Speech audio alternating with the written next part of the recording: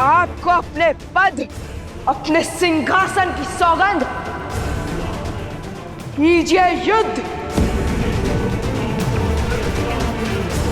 अन्यथा छोड़ दीजिए ये राज्य दरबार।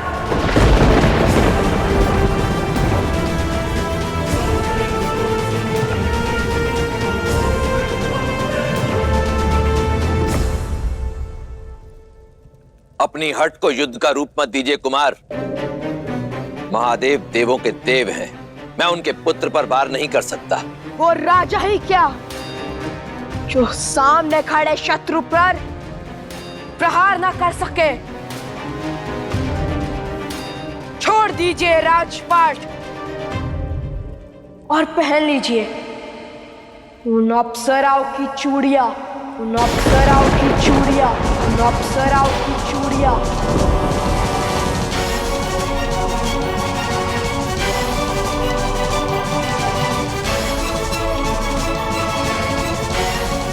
सैनिकों, बंदी बना लो इस उद्दंड बालक को और ले चलो कैलाश।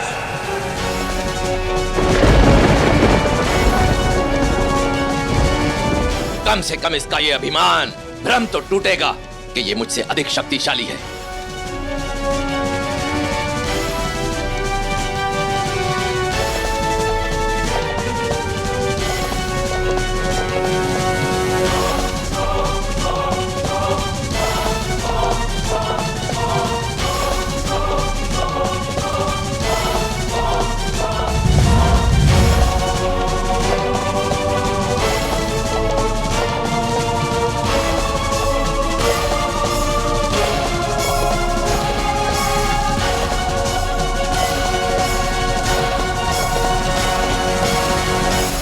कार्तिकेय के विरुद्ध ये मुट्ठीभर सैनिक उपहास कर रहे हैं देवराज। जाइए और अपनी पूरी सेना और देवताओं को बुला लीजिए, देवताओं को बुला लीजिए, देवताओं को बुला लीजिए। तब जाकर कहिए युद्ध समानता का होगा, समानता का होगा, समानता का होगा।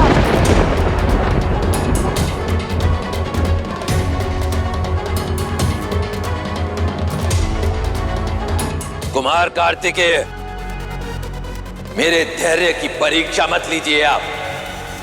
अंतिम बार कह रहा हूं, लौट जाइए कैलाश। देवाधिदेव महादेव के पुत्र हैं आप, मैं आपको हानि नहीं पहुंचाना चाहता। हानि तो आप पहुंचा चुके हैं मुझे देवराज।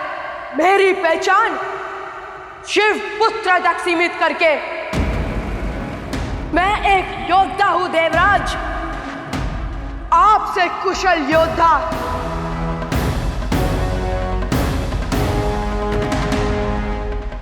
और ये बात उसी क्षण सिद्ध हो गई थी जिस दिन देवासुर संग्राम में आप कार्तिकेय बचाओ, कार्तिकेय बचाओ की गुहार लगा रहे थे, गुहार लगा रहे थे, गुहार लगा रहे थे।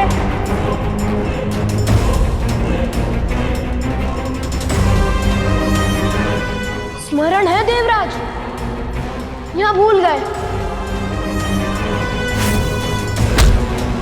नहीं आने वाले तुम्हारे महादेव तुम्हें बचाने के लिए। मेरी रक्षा कीजिए देव सेनापति कार्तिकेय, मेरी रक्षा कीजिए देव सेनापति कार्तिकेय, मेरी रक्षा कीजिए। आपका प्रतिद्वंदी मैं हूं, वो सिंहासन मुझे चाहिए तो युद्ध भी मुझसे कीजिए। महादेव को बीच में मत लाइए।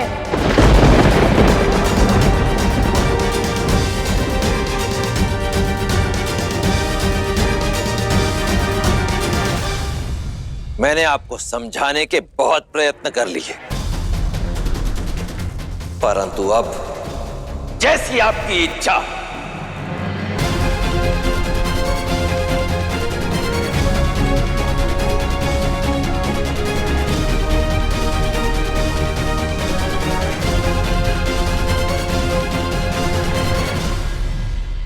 असुर माता दिति, असुर राज शंखचूर मुझसे भेंट करने ही तो आए थे।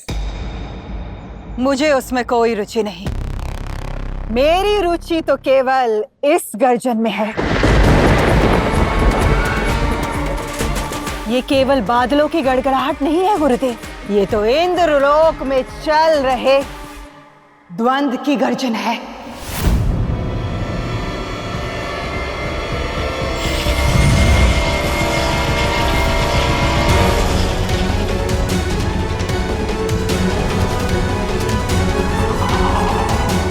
महादेव और कार्तिकेय के संबंधों में आने वाले भूचाल की गर्जन है।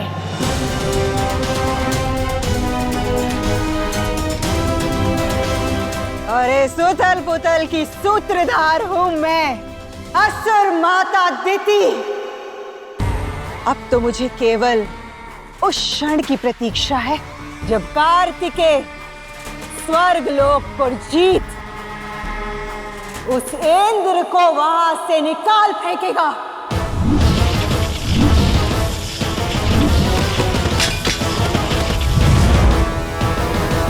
तब देखूंगी क्या करते हैं महादेव।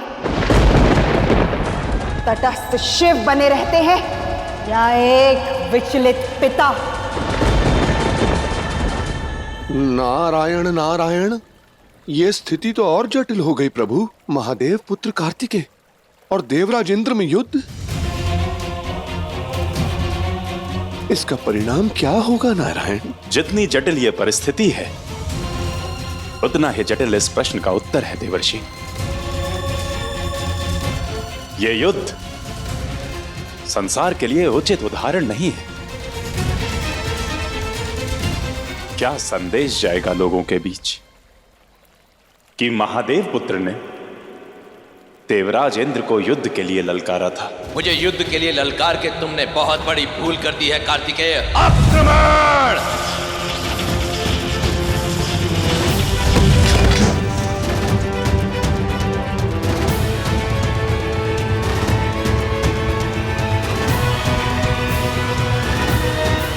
मेरी लड़ाई तुम सबसे नहीं है, इसलिए मैं तुम सबके प्राण छोड़ता हूँ।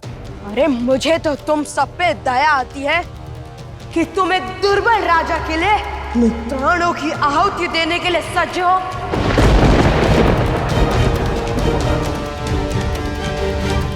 बहुत हुआ ये उपहास, अब युद्ध आमने सामने का होगा देवराज।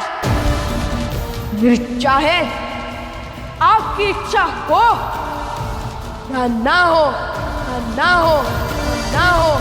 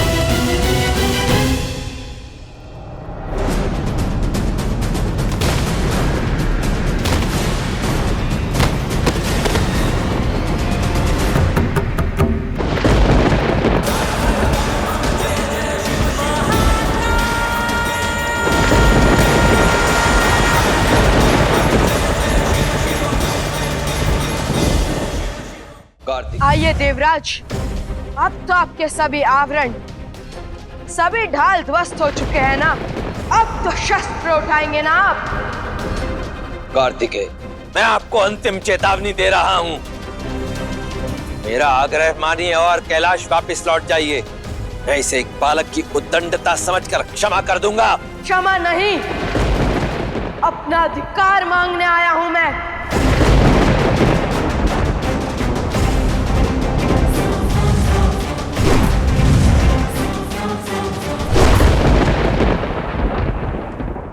युद्ध कीजिए, अन्यथा पराजय स्वीकार कर छोड़ दीजिए सिंहासन, छोड़ दीजिए सिंहासन, छोड़ दीजिए सिंहासन। कार्तिकेय क्रोध में सब नष्ट कर देगा। ये तो बहुत चिंता का विषय है। अब इस युद्ध को रोकेगा कौन? महादेव, महादेव, महादेव।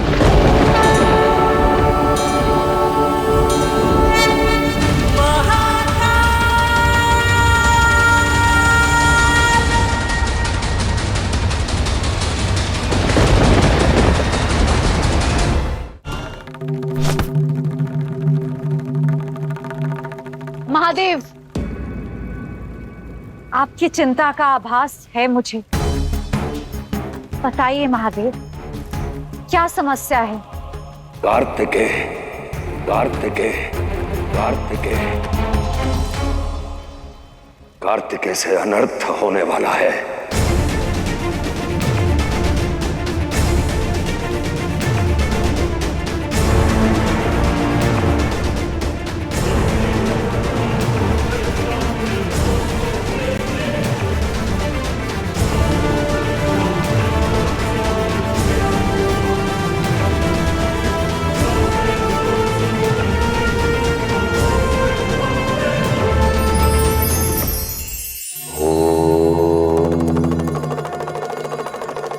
जीवन में ना तो अच्छा समय बताकर आता है और ना ही बुरा समय द्वार खटखटा कर आता है।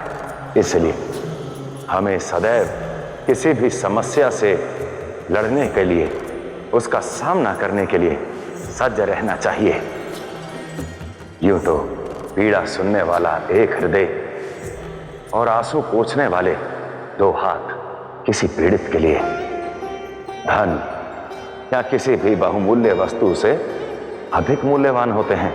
इसलिए जब भी अवसर मिले किसी दुखी व्यक्ति की सहायता अवश्य करें, उसका साथ अवश्य दें।